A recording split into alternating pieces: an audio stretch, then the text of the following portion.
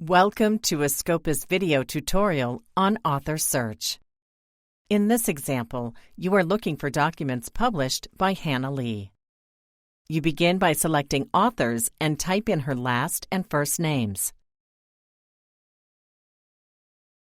If you knew her affiliation or ORCID number, you could enter them too. They are especially helpful when searching for more common names. You can find further search suggestions in Search Tips on the right side of the screen. In this example, you only know her name, so you select the Search button. You are interested in the first author profile that is displayed, but from the list of results, you see that other documents associated with additional profiles may also belong to her. In a separate tutorial, you will learn how author profiles are created. For the moment, you decide to review the first author profile listed by selecting the name.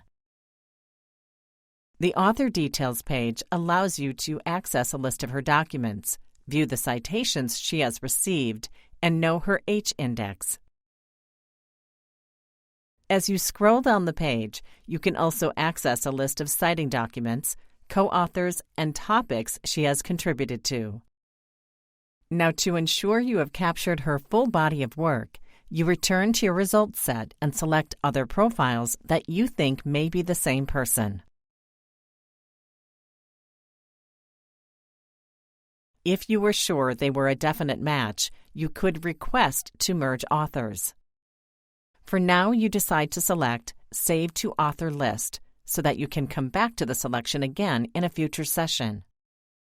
If you weren't already logged in, you'd need to do so in order to first name and then save the list to your profile.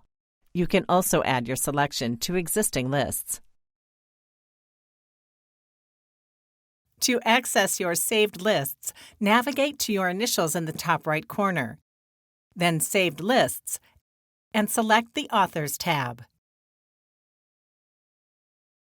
Select the saved list and select All to view a list of documents and citation overview for the multiple profiles.